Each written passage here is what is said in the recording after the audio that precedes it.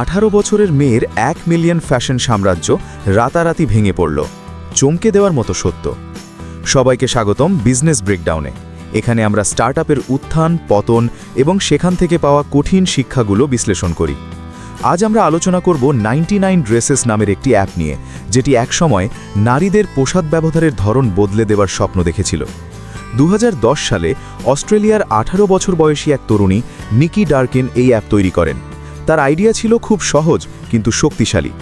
ভাবুন তো, আপনি একটি পার্টির জন্য দামি লাল ড্রেস কিনলেন, এক দুবার ব্যবহার করলেন, তারপর সেটি আলমারির ভেতর পড়ে থাকে।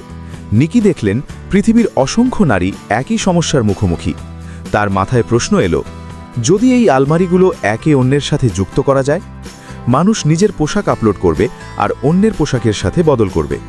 এভাবেই তৈরি হলো 99 ড্রেসেস।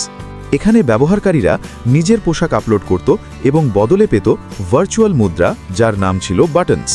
সেই বাটনস দিয়ে অন্য কারোর পোশাক নেওয়া যেত। শুরুটা ছিল দুর্দান্ত, কিন্তু কয়েক বছরের মধ্যে এই স্টার্টআপ সম্পূর্ণ ভেঙে পড়ে। আজ আমরা দেখব কেন। শুরু 2010 সালে নেকির আইডিয়া। সময়টা 2010, স্থান সিডনি, অস্ট্রেলিয়া। নিকি তখন মাত্র 18 বছর বয়সী। কলেজও শুরু করেননি, কিন্তু তার মাথায় ব্যবসার তীব্র ইচ্ছা। তিনি লক্ষ্য করেন অস্ট্রেলিয়ার নারীরা বছরে $1 বিলিয়ন পোশাক কিনছে, কিন্তু সেই পোশাকের প্রায় 70% কয়েকবার ব্যবহার করার পর আর ব্যবহার হয় না। এটা দেখে তিনি ভাবলেন, যদি নতুন পোশাক কেনার বদলে মানুষ পোশাক বদল করে। তিনি একটি সহজ অ্যাপ তৈরি করেন। প্রক্রিয়াটি ছিল এমন: নিজের পোশাকের ছবি আপলোড করুন, সাইজ ও অবস্থা লিখুন, তালিকাভুক্ত করুন। অন্য ব্যবহারকারী বাটনস দিয়ে তা নেবে। কোনো বড় ফি নেই, অনেকটা পোশাক বিনিময়ের সামাজিক নেটওয়ার্ক। প্রথম ব্যবহারকারীরা ছিল সিডনির ফ্যাশন সচেতন তরুণীরা।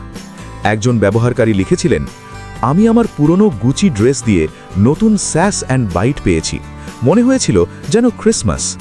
ব্লগ ও টুইটারের মাধ্যমে খবর ছড়িয়ে পড়ে।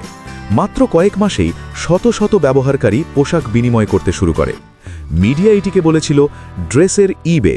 কিন্তু প্রশ্ন ছিল, এই মডেল কি দীর্ঘমেয়াদী টিকবে? দ্রুত প্রচারণা। 6 মাসের মধ্যে 99 ড্রেসেস আর ছোট প্রজেক্ট ছিল না।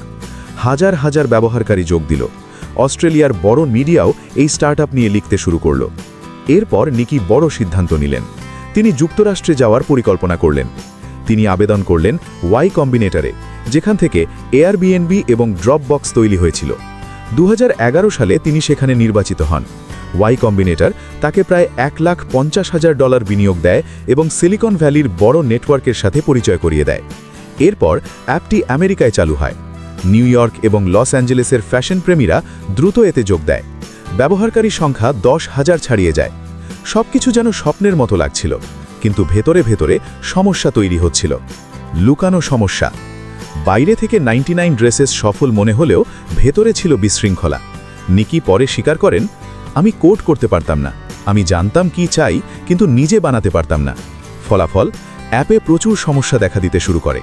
যেমন ছবি ঠিকমতো আপলোড হচ্ছিল না, বাটনস হারিয়ে যাচ্ছিল, সাইজ ভুল দেখাচ্ছিল, ব্যবহারকারীরা ভুল পোশাক পাচ্ছিল। একজন ব্যবহারকারী লিখেছিলেন, আমি সাইজ 8 ড্রেসের জন্য ট্রেড করেছিলাম, কিন্তু পেলাম সাইজ 10। অভিযোগ বাড়তে থাকে। এদিকে টিম ছোট হতে থাকে। সহ প্রতিষ্ঠাতারা বিভিন্ন কারণে কোম্পানি ছেড়ে দেন। শেষে প্রায় একাই সব সামলাতে হচ্ছিল নিকিকে। ব্যবসার মডেলের সমস্যা। 99 ড্রেসেসের সবচেয়ে বড় সমস্যা ছিল তার ব্যবসার মডেল। অ্যাপটি মূলত বার্টার সিস্টেম ছিল, মানে মানুষ টাকা ব্যবহার না করে বাটনস দিয়ে পোশাক বদল করত। এতে একটি সমস্যা তৈরি হয়। কোম্পানির আয় খুব কম ছিল। আয়ের উৎস ছিল প্রিমিয়াম লিস্টিং, দ্রুত শিপিং, ছোট ট্রানজ্যাকশন ফি, কিন্তু মাসিক খরচ ছিল অনেক বেশি। সার্ভার, মার্কেটিং, কর্মচারী সব মিলিয়ে বড় খরচ। দ্বিতীয় বছরে কোম্পানির আয় 50% কমে যায়। অন্যান্য প্ল্যাটফর্ম যেমন ডিপপ বা পশমার্ক সরাসরি বিক্রি ও কমিশন মডেল ব্যবহার করেছিল, কিন্তু 99 ড্রেসেস শুধুমাত্র বিনিময় ব্যবস্থায় আটকে ছিল। ভিসা সমস্যা ও অপারেশনাল সংকট। যুক্তরাষ্ট্রে কাজ করার সময় নিকি বড় সমস্যার মুখে পড়েন। ভিসা সংক্রান্ত জটিলতার কারণে তিনি ঠিকভাবে টিম নিয়োগ করতে পারছিলেন না। এদিকে ইউজাররা 2 দেশে ছড়িয়েছিল। ফলাফল, অস্ট্রেলিয়ায় ম্যাচ কম, ইউএসএতে ইনভেন্টরি কম, মার্কেটিং দুর্বল। টিমের সদস্যরাও একে একে কোম্পানি ছেড়ে দিতে শুরু করেন। নিকি দিনে 18 ঘন্টা কাজ করতেন। ঘুম কমে যায়, চাপ বাড়তে থাকে। মানসিক চাপ। স্টার্টআপ শুধু ব্যবসা নয়, এটি মানসিক পরীক্ষাও। নিকি পরে তার একটা ব্লগ পোস্টে লিখেছিলেন, বাইরে আমি আত্মবিশ্বাস দেখাতাম, কিন্তু ভেতরে ভেঙে পড়ছিলাম। তার মধ্যে দেখা দেয় উদ্বেগনতা, ঘুমের সমস্যা, তীব্র মানসিক চাপ। ব্যবহারকারীরাও অ্যাপ ছেড়ে যেতে শুরু করেন। একজন ব্যবহারকারী বলেছিলেন, আমি 20টি ড্রেস ট্রেড করেছিলাম, কিন্তু পরে বাটনস হারিয়ে গেল। আমি অ্যাপটি আনইনস্টল করি। নেটওয়ার্ক ইফেক্ট উল্টো হয়ে যায়। শেষ অধ্যায় 2014 সালে বন্ধ। 2014 সালে 99 ড্রেসেস সম্পূর্ণ বন্ধ হয়ে যায়। কারণগুলো ছিল একাধিক: প্রযুক্তিগত সমস্যা, দুর্বল ব্যবসার মডেল, ছোট টিম, অপারেশনাল জটিলতা। মোট বিনিয়োগ ছিল প্রায় $1,05,700। শেষে কোম্পানির মূল্য শূন্য হয়ে যায়। স্টার্টআপের জন্য গুরুত্বপূর্ণ শিক্ষা। এই গল্প থেকে কয়েকটি গুরুত্বপূর্ণ শিক্ষা পাওয়া যায়। 1. প্রযুক্তি টিম শুরু থেকেই প্রয়োজন। প্রযুক্তিভিত্তিক স্টার্টআপে শক্তিশালী ডেভেলপার অপরিহার্য। 2. স্থায়ী আয়ের মডেল দরকার। ব্যবসা চালানো স্থায়ী ক্যাশফ্লো দরকার। 3. ভালো টিম ব্যবসাকে বাঁচায়। সহ-প্রতিষ্ঠাতা ও শক্তিশালী টিম বড় সহায়তা দেয়। 4. মানসিক স্বাস্থ্যের গুরুত্ব আছে। স্টার্টআপ পরিচালনা মানসিকভাবে কঠিন। 5. ধীরে স্কেল করা উচিত।